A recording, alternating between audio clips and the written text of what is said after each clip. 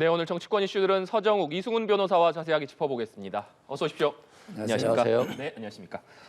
윤석열 대통령이 외신과의 인터뷰에서 우크라이나에 대한 조건부 무기 지원 가능성을 시사하고 대만 문제에 대해선 힘에 의한 현상 변경을 반대한다고 밝힌 이후에 파장이 계속해서 이어지고 있습니다. 한미 정상회담을 앞둔 시점에서 나온 발언이기 때문에 여러 해석들이 나오고 있는 것 같은데 먼저 서정욱 변호사님께서는 어떤 배경으로 보고 계십니까? 제가 보기에 저는요 윤 대통령이 상당히 지극히 상식적이고 네. 원론적인 입장을 밝힌 건데 여기에 대해서 이제 야당이요 완전히 국익을 해치는 자해행위를 하고 있다 이렇게 전체적으로 봅니다. 예를 들어 이제 방문을 앞두고 당연히 기자회견 하는 거는 기존에도 이게 관례였고요. 기자회견 하다 보면 이게 이런 질문이 나올 수밖에 없어요. 그럼 여기에 윤 대통령이 침묵을 해야 됩니까? 아니잖아요. 당당하게 입장을 밝힐 거는 밝혀야 됩니다. 자, 그러면 이제 러시아 문제인데요. 러시아를 질문을 했는데 그럼 여기 어떤 경우에도 무조건 무기는 안 된다. 이렇게 단정적으로 말하면 그게 잘못된 거예요. 오히려 외교 안보는 이제 전략적인 모호성이 필요합니다. 네. 이 말은 이제 원칙은 무기 지원 안 하지만 만약에 조건부로 러시아가 민간인을 대량 학살한다 또는 러시아가 국제법을 중대하게 위법한다 이럴 때는 이게 무기 지원도 가능한 여지를 열어놓는 거예요. 이게 바로 이게 전략적 모호성입니다. 제가 보기에 아주 상식적이고 원론적인 입장을 밝힌 건데 이걸 이게 러시아가 괜히 터집을 잡고 있는 걸 우리 야당이 러시아 편을 들고 있는 이게 바로 외교 차이다 이렇게 보고요. 그다음에 두 번째 대만만 해도 그래요. 예를 들어 이제 중국이 대만을 무력으로 통일하겠다. 공공연하게 하잖아요. 이게 바로 힘으로 현상을 변경하려는 건데 여기에 대해서 저희가 침묵해야 됩니까? 이건 아니잖아요.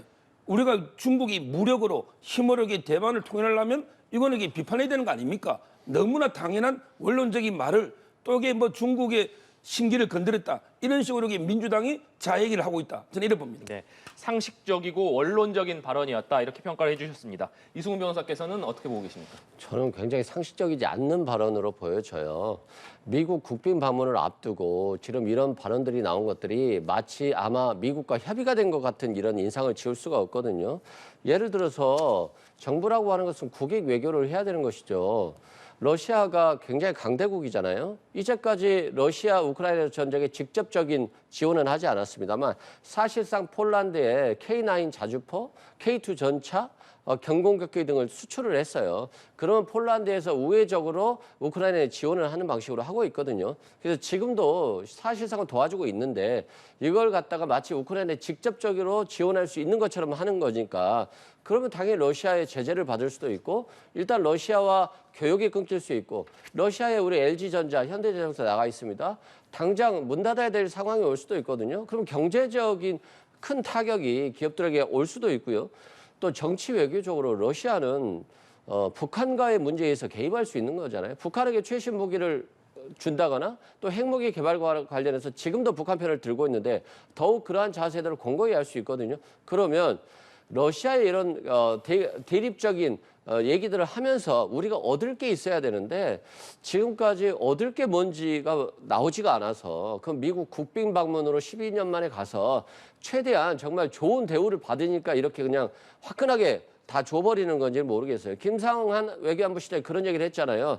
이게 우크라이나에게 무기를 준다라고 하는 걸 발표하면 이건 국빈 방문의 대가로 교환한 것이다라는 비난을 받을 수 있다. 이런 것들이 미국의 도감청 결과 나왔잖아요. 그렇기 때문에 국익을 위한 외교여야 되고 전략적인 모호성을 유지해야 되는데 러시아는 그렇다 치고라도 중국까지 지금 개입시키면 지금 두 개의 강대국들과 적이 되겠다는 거잖아요. 그러면 완전히 중국은 최대 교육국인데 그러면 사드로 코로나로 고통받았던 우리 여행업 모든 어떤 경제인들의 피해는 국가가 보상해 주실 건가요? 네. 말씀해 주신 대로 윤석열 대통령의 인터뷰 이후에 러시아와 중국의 반발이 거셉니다. 특히나 중국은 말참견하지 말라 이런 얘기를 해서 우리 정부가 상대방 대통령에 대한 입에 담지도 못할 발언이다 이렇게 비판을 하면서 주중대사를 불러서 항의하기도 했는데 오늘은 친강 외교부장이 대만 문제로 불장난하면 타 죽을 것이다 이렇게 얘기를 하면서 사실상 우리나라를 겨냥한 듯한 발언을 했습니다. 중국의 이 거센 반발은 어떻게 봐야겠습니까? 예를 들어 이제 모든 외교는 역지사지를 해보면 됩니다. 네. 역지사지.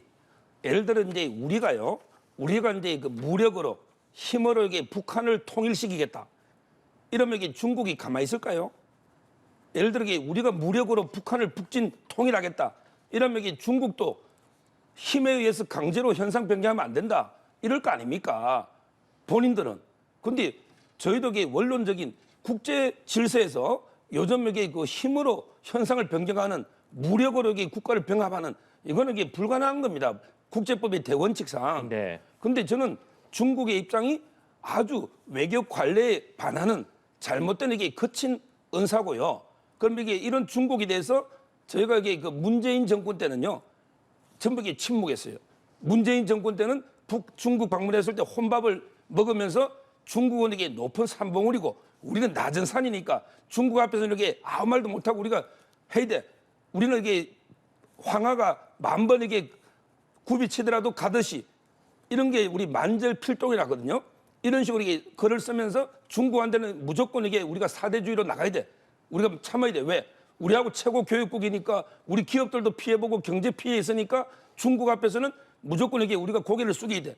이런 이게 저자세. 이게 바로 중국의 오만을 불러온 거예요. 오히려 이게 국제 질서에서는요, 작은 나라라도 당당하게 할 말하는 나라를 겁냅니다. 오히려 이게 우리가 당당하게 중국과 맞설 때 중국도 우리 겁내는 거예요. 계속 이게 굽신굽신하고 이렇게 저자세로 나가면 더 얕잡아 보이는 게 그게 국제 질서입니다. 저는 이게 중국의 이런 이게 무리한 태도에 대해서 우리가 이게 강력하게 대응해야 된다고 봅니다. 네, 지금 주한 중국 대사를 초치해서 항의를 하긴 했습니다만 이것보다 더 수준 높은 뭐 대응을 해야 된다 이렇게 보시는 겁니까? 항상 이 외교는요 동등하게 이에는 이, 네. 눈에는 눈. 중국이 이런 무리한 언사에 대해서는 똑같은 강도로 갚아주면 되는 거예요. 네, 알겠습니다. 이런 가운데 이번 윤석열 대통령의 인터뷰와 관련해서 민주당 이재명 대표가 기자회견을 했습니다. 주요 내용을 보자면 한미 정상회담에서 우크라이나 무기 지원에 대한 어떤 방식의 합의도 하지 말고 대만 문제에 대한 한국의 불개입 원칙을 관철하라. 또 국익 훼손 외교를 더 이상 하지 말라. 이런 내용들이 포함이 됐습니다. 이재명 대표의 기자회견 내용은 어떻게 보셨습니까? 말 그대로 국익을 위한 외교를 하라 이거예요. 일본에 가서 대일 굴종 외교하면서 하나도 받아온 게 없잖아요. 후쿠시마산 원자력 어떤 생선 그리고 독도는 일본 땅이라는 것밖에 받아온 게 없지 않습니까? 그러면 여기에 대해서도 윤석열 정부가 항의를 해야 되지 않을까요? 또한 미국이 우리나라 대통령실과 용산을 도감청했다는 의혹에 대해서 일부 사실관계가 밝혀졌잖아요. 그러면 항의해야 되지 않나요? 항의는 하나도 않잖아요. 한미일 동맹을 위해서 모든 걸 다 감수해야 된다라고 하는 정도 수준의 일을 하면서 왜 지금 중국과의 문제를 굳이 지금 이 상황에서 항의를 해야 되는 것인지, 그리고 지금 대만을 중국이 통일하고 있지 않잖아요, 힘으로써.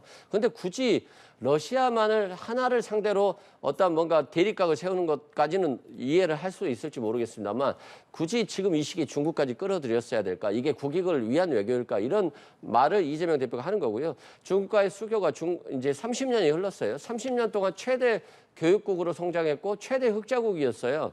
근데 윤석열 정부 들어서 지금 최대 적자국으로 변질되고 있거든요.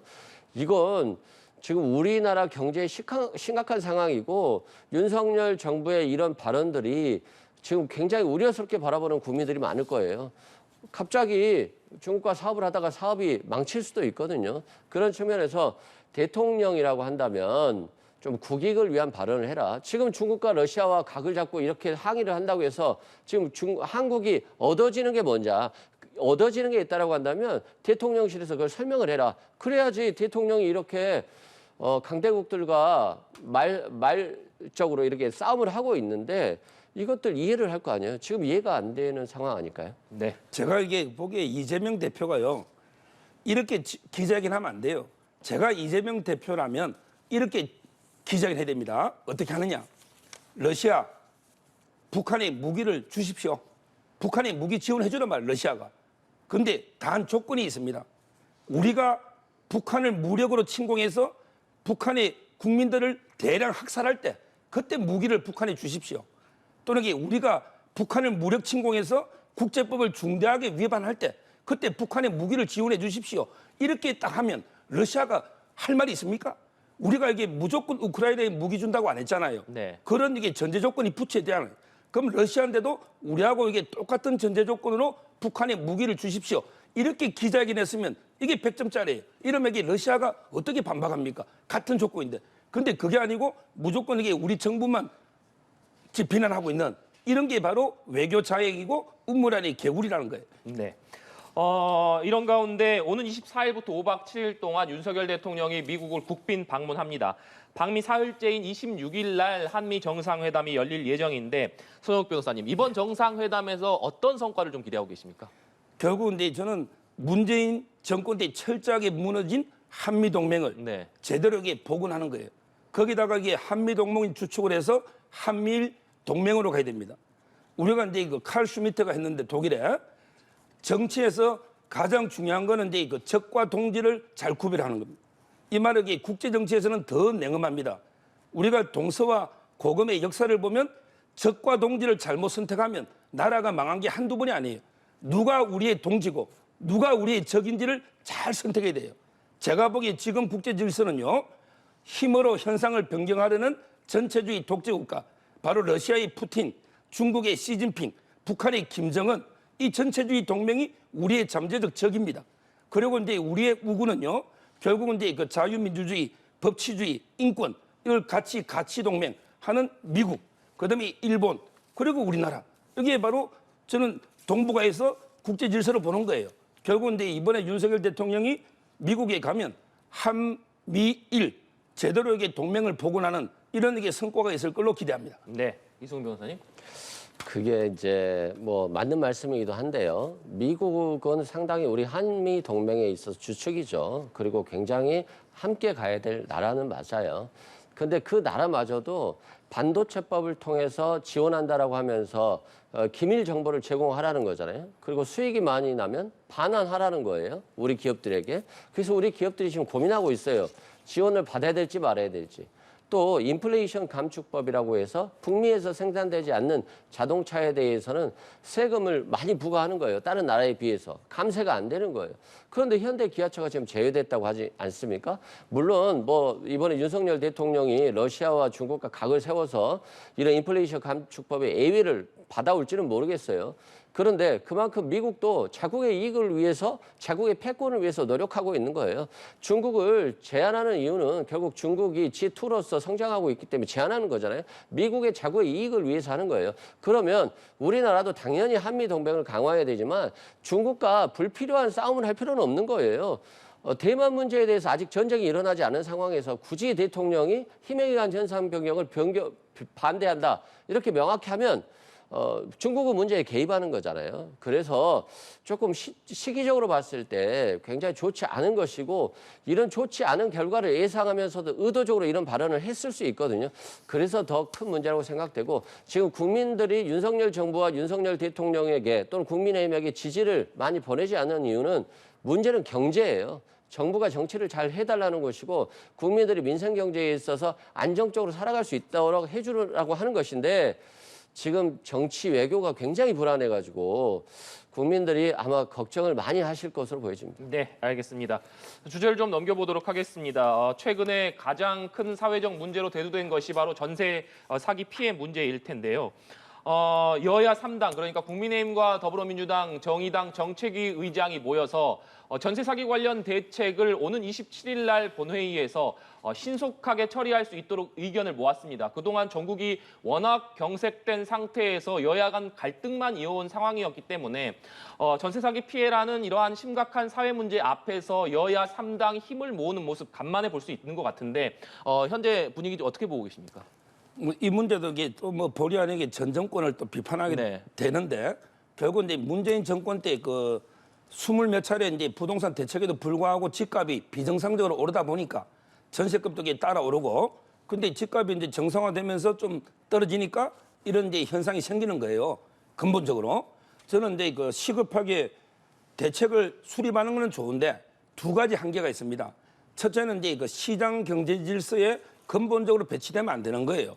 그리고 이제 두 번째 우리 기존의 법 질서에도 근본적으로 이게 배치되면 안 되는 거예요. 예를 들어 뭐 제가 이게 대책 중에 우선 매수권을 피해자한테 주겠다 또는 저리로 대출해 주겠다 이건 저는 찬성합니다. 네. 찬성해요. 그렇지만 이게 이 주택을 나라가 국민 돈으로 전부 다 사주겠다 이런 거는요 근본적으로 이게 시장 질서에도 반할 뿐더러 국민들이나 재정에 엄청난 부담을 주게 됩니다. 이런 거는 이게 근본적인 대책이 안 되는 거죠. 또는 이제 경매를 일시에 중지한다든지 이런 게 과연 근본적인 대책이 될지 일시 중지된 데에서 어떻게 해결책이 나올지 또는 우리 기존의 민법이나 법 질서가 있잖아요. 네. 따라서 이제 저는 그 한계는 잘 이게 인식하면서 그 한계 내에서 모든 가능한 수단들을 동원해서 피해자 양산을 막아야 된다 이렇게 봅니다. 네. 피해 주택 공공 매입에 대해서는 좀 부정적인 평가를 해주셨는데 민주당에서 얘기하고 있는 이 방안입니다. 피해 주택 공공 매입. 서정욱 변호사님처럼 당정에서는 여기에 대해서 부정적인 입장인데 이승훈 변호사께서는 어떻게 보고 계십니까? 저는 모든 수단을 동원해서 이러한 피해자들을 구제해줘야 된다고 생각을 해요. 왜 그러냐면 지금 한두 사람의 피해가 아니에요. 인천 미추홀구 같은 경우는 몇천 차라는 거잖아요. 각 지역에 엄청나게 많은 전세 자금 피해자들이 있어요. 그리고 이게 큰 손들이 움직여가지고 사기를 치는 어떤 범죄 단체까지도 가는 경향이 있거든요. 그래서 저는 오랜만에라도 이 문제만이라도 여야가 머리를 맞대고 해결책을 놔야 된다고 생각을 하고요. 실제 이제 경매 중단이라는 표현을 대통령이 쓰셨는데 이건 정치적 수사라고 보여지고요. 경매 중단은 사실상 불가능합니다. 단지 이제 뭐 은행권에게 부탁을 하는 거죠. 네. 권유를 하는 거죠. 그래서 경매 중단이 될 수는 있는데 이게 결과적으로는 곧 경매가 다시 시작돼야 되는 문제이기 때문에 일단 우선 매수권이 있잖아요. 그러면 피해를 본 사람들이 이 주택을 매입할 수 있게 해달라라고 하는 건데 그러면 어떤 가격으로 매입할 것인가가 또 중요해요. 최고가 매수를 한다라고 한다면 지금 전세자금 대출로 인해서 큰 피해를 받고 있고 빚을 갚아야 되는 상황인데 또 빚을 내야 되는 문제가 있어요. 그래서 우선 매수권에는 매입 가격을 어떻게 결정할 것이냐가 중요한 것이고 두 번째 저리대출이라고 하는데 지금 전세자금 대출 사기를 당해서 이 대출금에 대한 이자도 갚아야 되는 상황에서 1, 2%로 저리대출을 해준다. 이것 또한 부담이 되는 거거든요. 네. 그래서 결과적으로는 우리가 비트코인 피해라든가 코인 피해로 인해서 피해를 본 투자자들에게 손해를 감당해 주는 경우가 있었잖아요. 그 채무도 탕감해 주는 경우가 있었고.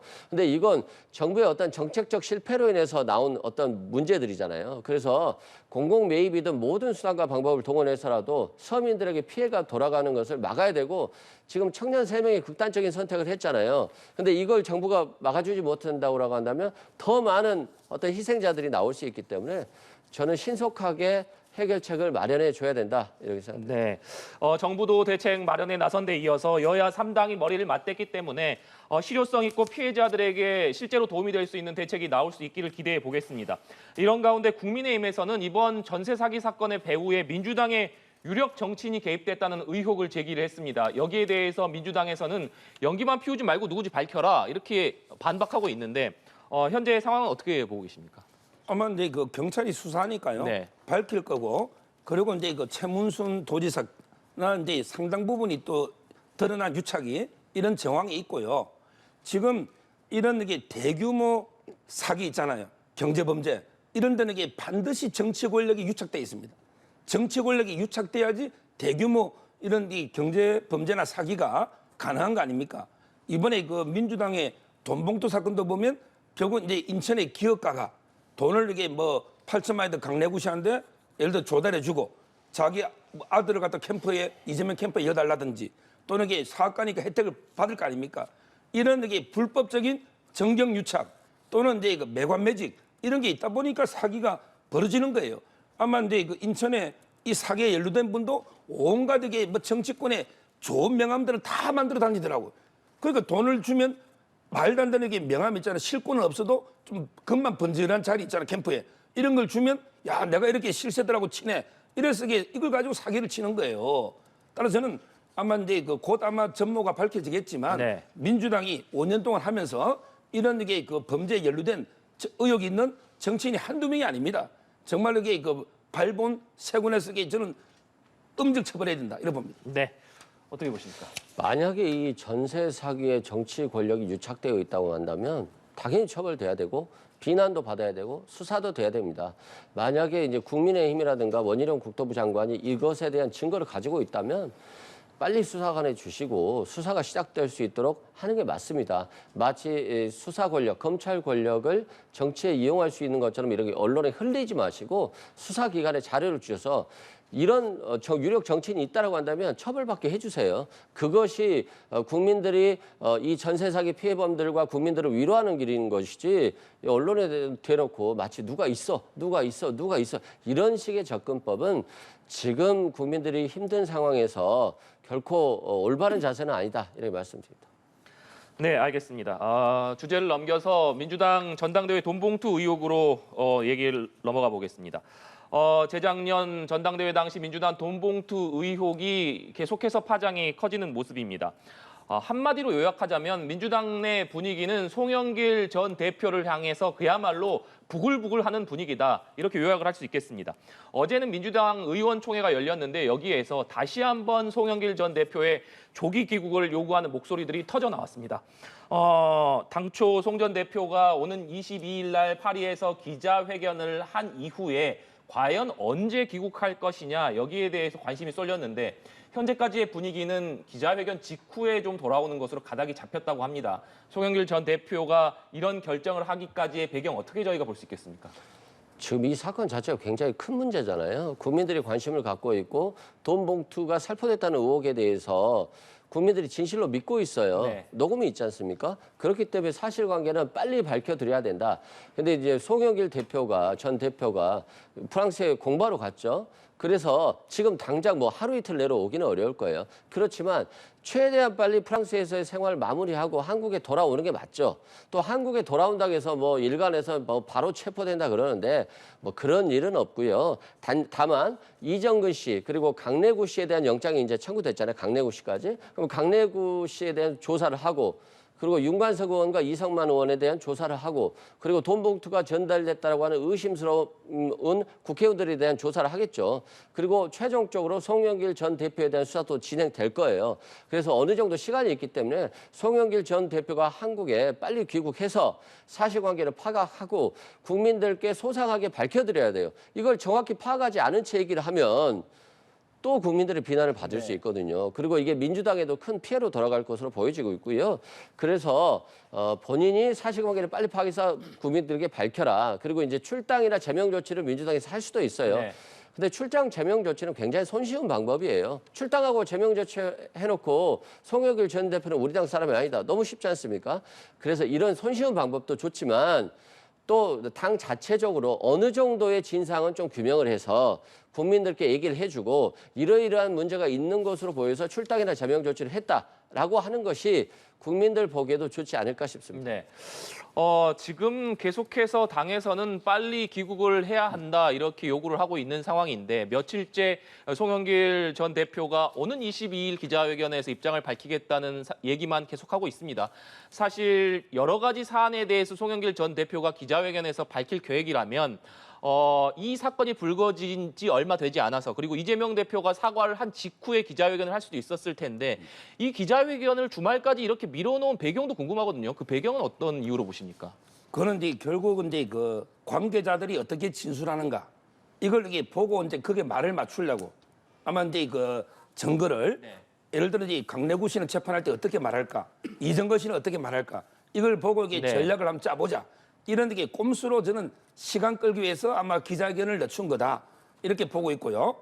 근데 제가 보기에 돈봉투 이 건을요 종합적으로 결론 내리보면 아마 이제 이재명 대표나 민주당은 송영길이나 아니면 이제 그 윤관석처럼 몇 명의 꼬리 자르기로 송영길 전 대표를 희생양 삼아서 꼬리 자르기로 하고 우리가 위기를 돌파하자 이런 전략 같은데 제가 보기에 송영길 대표가 혼자 안 죽습니다. 본인이 혼자만 당하고 있겠어요? 송영길 대표가 이재명 경선이라든지 대선 본선이라든지 본인에게 많은 걸 알고 있을 거 아니에요. 그리고 이게 돈 받았다는 의심을 받는 의원들 중에 7인회라든지 또는 이게 철음회라든지 이재명 대표의 핵심 측근 의원들 이름이 공공연하게 지금 거론되고 있지 않습니까? 만약에 송영길 대표가 입을 열면 이재명 대표도 바로 날아갑니다. 당이 이게 바로 무너집니다. 그 명단을 다 밝히면 어떻게 버팁니까? 거기다가 좀 있으면 쌍방울이든 백현동이든 이재명 대표에 대한 또 추가 검찰의 구속영장이 오잖아요. 이럴 경우에 출당당한 의원들이 과연 이게 어떤 표를 던지겠습니까? 내가 출당당해서 공천이 안 되는데 이재명 대표를 이게 살려주겠습니까? 저는요. 결국에 그 아마 이재명 대표나 민주당은 어떻게든 송영길 선에서 끝내보자. 꼬리 자르기로 하겠지만 저는 이게 엄청나게 결국 이재명 대표까지 동시에 저는 퇴진할 수도 있는 엄청난 파문이 앞으로 커질 것이다. 이렇게 보고 있어요. 또 한편 당에서 수사기관에 이번 사건의 진상조사를 맡긴 것을 놓고도 당내에서 여러 목소리들이 나오고 있는 것 같습니다. 외부 인사를 투입해서라도 당내에서도 이 진상을 좀 밝혀야 되는 것 아니냐 이런 목소리인데 이 부분에 대해서는 어떻게 생각하십니까? 외부 진상조사 관련해서는 현실적인 문제였거든요. 검찰 수사가 굉장히 빠르고 압수수색을 하고 있고 관련자들에서 수시로 소환조사를 해서 수사를 하고 있는데 여기서 진상조사를 했을 때 자칫 잘못하면 진상조사는 느리고 또 관련자들이 나와서 부인할 경우에는 강제 수사 방법이 없잖아요. 그래서 사실상 검찰에 수사를 신속하게 해달라고 요청을 한 건데 네.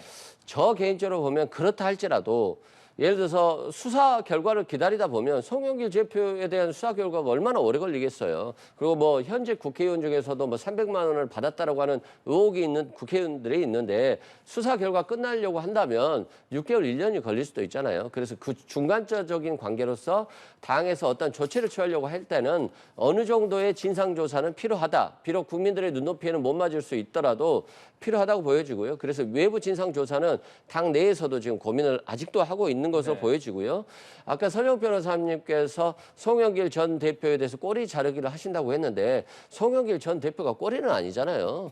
과거에 대표였는데 어떻게 꼬리겠어요? 송영길 대표가 자신이 어떻게 나올지는 둘째 치고라도 결코 당에서 송영길 전 대표를 마치 제물로 삼아서 이걸 꼬리 잘라서 이 상황을 넘어가려고 한다라고 하는 표현은 좀 잘못됐다고 생각되고요.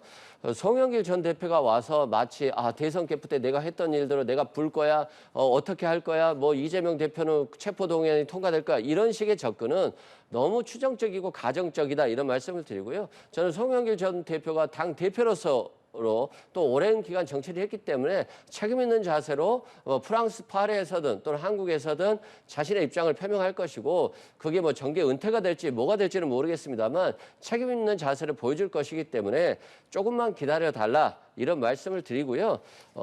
결코 당이 이 문제에 대해서 누군가에게 떠넘기거나 꼬리 자르기로 끝나는 그런 정도 문제는 아니다. 그렇게 하지도 않을 것이다 말씀드립니다. 네.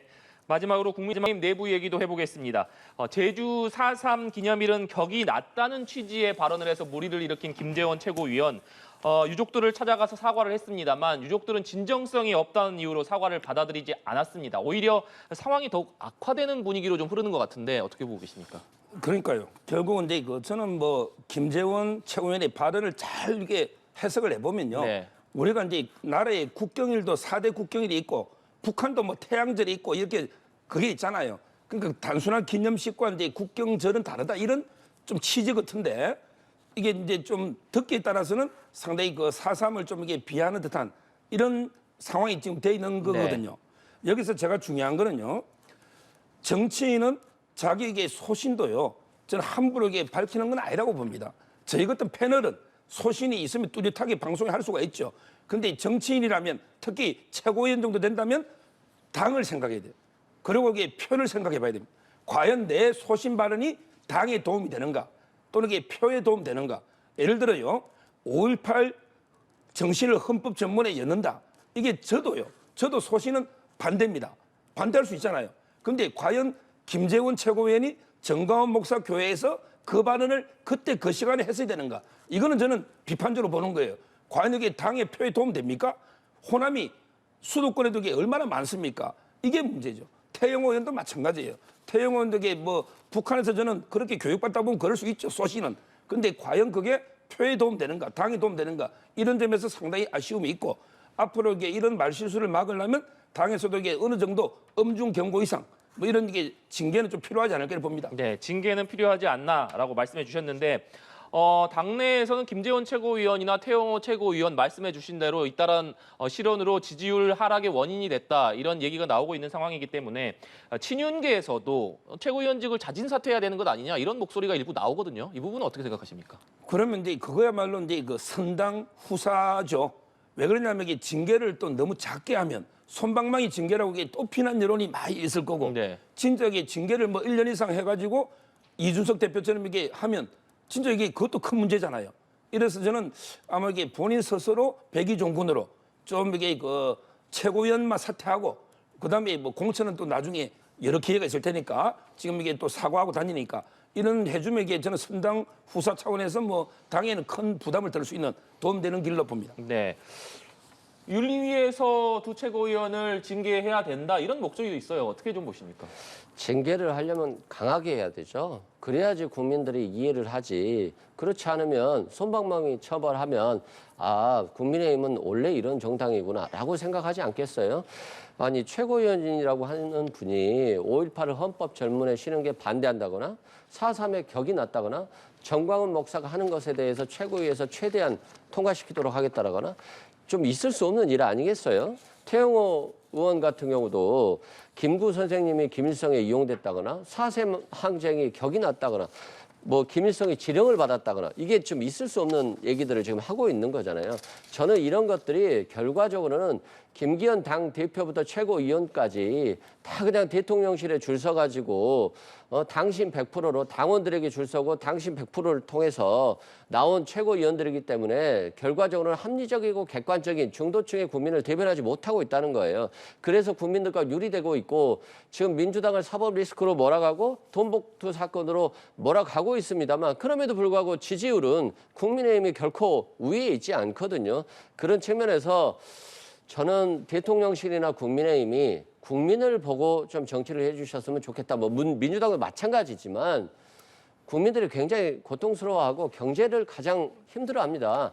너무 수사에만 집중하셔가지고 경제나 정치에 너무 관심이 없는 것 같아서 걱정이고요. 이 부분을 꼭 국민들이 걱정하신다고 전해드리고 싶습니다. 네, 알겠습니다. 오늘 두 분 말씀 여기까지 듣도록 하겠습니다. 지금까지 서정욱, 이승훈 변호사와 얘기 나눠봤습니다. 오늘 말씀 고맙습니다.